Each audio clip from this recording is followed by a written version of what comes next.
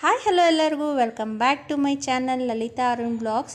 ಇವತ್ತಿನ ರೆಸಿಪಿ ಬಂದ್ಬಿಟ್ಟು ಮೂಲಂಗಿ ಚಟ್ನಿ ತುಂಬ ಸಿಂಪಲ್ಲಾಗಿ ಹಾಗೆ ತುಂಬ ರುಚಿಯಾಗಿ ಹೇಗೆ ಮಾಡೋದು ಅಂತ ನೋಡ್ಕೊಂಬರೋಣ. ಅದಕ್ಕಿಂತ ಮುಂಚೆ ಯಾರೆಲ್ಲ ನನ್ನ ಚಾನಲ್ ಸಬ್ಸ್ಕ್ರೈಬ್ ಮಾಡ್ದಲೇ ನೋಡ್ತಾ ಇದ್ದೀರೋ ಫಸ್ಟ್ ಹೋಗಿ ಸಬ್ಸ್ಕ್ರೈಬ್ ಮಾಡ್ಕೊಳ್ಳಿ, ಪಕ್ಕದಲ್ಲಿರೋ ಬೆಲ್ ಐಕನ್ನ ಕ್ಲಿಕ್ ಮಾಡಿ, ಹಾಗೆ ನಿಮ್ಮ ಫ್ರೆಂಡ್ಸ್ ಆ್ಯಂಡ್ ಫ್ಯಾಮಿಲಿಗೆ ಶೇರ್ ಮಾಡಿ. ಈ ವಿಡಿಯೋ ಇಷ್ಟ ಆಗಿದರೆ ಒಂದು ಲೈಕ್ ಸಹ ಕೊಟ್ಟು ಈ ವಿಡಿಯೋನ ಎಲ್ಲೂ ಸ್ಕಿಪ್ ಮಾಡ್ದಲೇ ಪೂರ್ತಿಯಾಗಿ ನೋಡಿ ನನಗೆ ಸಪೋರ್ಟ್ ಮಾಡಿ ಅಂತ ಹೇಳ್ತಾ ವಿಡಿಯೋನ ಮುಂದುವರಿಸ್ಬಿಡೋಣ.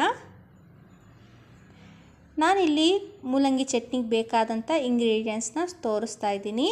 ಇಲ್ಲಿ ನಾನು ಎರಡು ಮೂಲಂಗಿನ ಸಿಪ್ಪೆ ಎರೆದುಬಿಟ್ಟು ನೋಡಿ ಇಷ್ಟಪ್ಪವಾಗಿ ಕಟ್ ಮಾಡಿ ಇಟ್ಕೊಂಡಿದ್ದೀನಿ. ಯಾಕಂದರೆ ಮಿಕ್ಸಿಗೆ ಹಾಕ್ಕೋಬೇಕಾಗುತ್ತೆ, ಅದಕ್ಕೆ ನಾನು ಸ್ವಲ್ಪ ಎಲ್ಲದನ್ನು ದಪ್ಪಗೆ ಕಟ್ ಮಾಡಿ ಇಟ್ಕೊಂಡಿದ್ದೀನಿ. 2 ಮೂಲಂಗಿನ ಹಾಗೆ 2 ಟೊಮೆಟೊ ಹಣ್ಣು ಹೆಚ್ಚಿಟ್ಕೊಂಡಿದ್ದೀನಿ.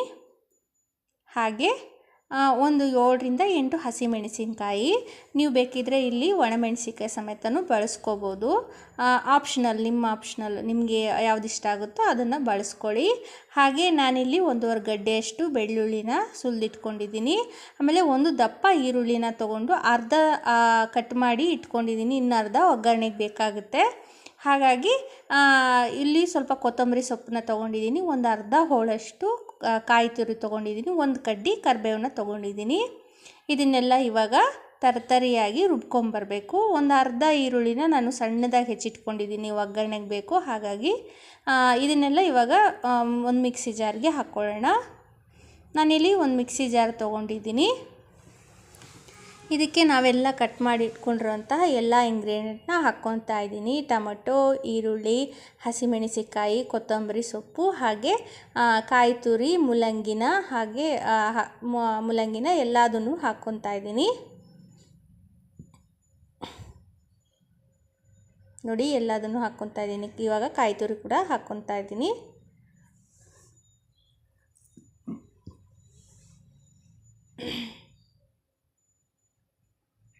ಎಲ್ಲ ಹಾಕ್ಕೊಂಡಾದಮೇಲೆ ಇವಾಗ ನಾನು ಸ್ವಲ್ಪ ಚೂರೇ ಹುಣಸೆಹಣ್ಣು ಹಾಕ್ಕೊತಾ ಇದ್ದೀನಿ ಸ್ವಲ್ಪ. ಆಮೇಲೆ ರುಚಿಗೆ ತಕ್ಕಷ್ಟು ಉಪ್ಪು ಹಾಕ್ಕೊತಾ ಇದ್ದೀನಿ. ಇದನ್ನೆಲ್ಲ ತರತರಿಯಾಗಿ ರುಬ್ಕೊಂಬರಬೇಕು. ನೋಡಿ ನಾನಿಲ್ಲಿ ತರತರಿಯಾಗಿ ರುಬ್ಕೊಂಬಂದಿದ್ದೀನಿ. ಇವಾಗ ಒಗ್ಗರಣೆ ಹಾಕ್ಕೊಂಬಿಡೋಣ ಚಟ್ನಿನ. ನಾನಿಲ್ಲಿ ಒಲೆ ಮೇಲೆ ಒಂದು ಪಾತ್ರೆ ಇಟ್ಕೊಂಡು ಅದಕ್ಕೆ ಒಂದು 3 ಸ್ಪೂನಷ್ಟು ಎಣ್ಣೆ ಹಾಕ್ಕೊತಾ ಇದ್ದೀನಿ. ನೋಡಿ ಎಣ್ಣೆ ಕಾದಾದಮೇಲೆ ಜೀರಿಗೆನ ಹಾಗೆ ಸಾಸಿವೆನ ಚಿಟಪಟ ಅನ್ನಿಸ್ಕೊತಾ ಇದ್ದೀನಿ. ಚಿಟಪಟ ಅಂದಮೇಲೆ ಒಂದು ಸ್ವಲ್ಪ ಕರಿಬೇವು, ಒಂದು ಕಡ್ಡಿಯಷ್ಟು ಕರಿಬೇವು ಹಾಕ್ಕೊತಾ ಇದ್ದೀನಿ. ಆವಾಗಲೇ ಕಟ್ ಮಾಡಿ ಇಟ್ಕೊಂಡಿರೋಂತಹ ಈರುಳ್ಳಿನೂ ಹಾಕ್ಕೊಂಡು ಇವಾಗ ಚೆನ್ನಾಗಿ ಫ್ರೈ ಮಾಡ್ಕೋಬೇಕು. ಸ್ವಲ್ಪ ಕೆಂಪಗಾಗೋವರೆಗೂ ಹುರ್ಕೊಳ್ಳೋಣ. ನೋಡಿ ಈ ಥರ ಎಲ್ಲ ಮಿಕ್ಸ್ ಮಾಡಿಕೊಂಡು ಹುರಿಬೇಕು. ಹುರಿದಿದ್ದಾಗಿದೆ ಇವಾಗ ಈರುಳ್ಳಿ. ಇವಾಗ ನಾವು ರುಬ್ಬಿಟ್ಕೊಂಡಿರುವಂತಹ ಮಿಶ್ರಣನ ಹಾಕ್ಕೋಬೇಕು. ನಾವೇನು ಇಟ್ಕೊಂಡಿದ್ವಲ್ಲ ಅದನ್ನು ಹಾಕ್ಕೊಂಡು ಅದಕ್ಕೆ ಸ್ವಲ್ಪ ಜಾರೆಲ್ಲ ತೊಳೆದ್ಬಿಟ್ಟು ನೀರು ಹಾಕ್ಕೊತಾ ಇದ್ದೀನಿ. ನೋಡಿ ಇದನ್ನೆಲ್ಲ ಮಿಕ್ಸ್ ಮಾಡ್ಕೋಬೇಕು.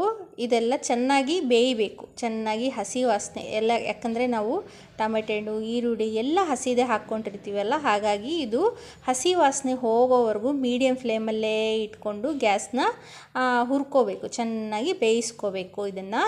ಇದು ಬೆಂದರೆ ಸ್ವಲ್ಪ ಕಲರ್ ಚೇಂಜ್ ಆಗುತ್ತೆ. ನೋಡಿ ಈ ಥರ ಎಲ್ಲ ಮಿಕ್ಸ್ ಮಾಡ್ಕೊಂಡ್ಮೇಲೆ ನೋಡಿ ನಿಮಗೆ ಸೈಡಲ್ಲಿ ಗೊತ್ತಾಗ್ತಿದೆಯಲ್ವಾ, ಕಲರ್ ಸ್ವಲ್ಪ ಚೇಂಜ್ ಆಗಿದೆ.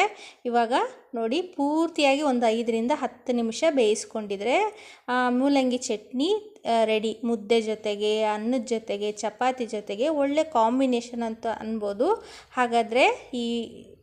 ಹಾಗಾದರೆ ನಾನು ಬರಲಾ? ಬಾಯ್.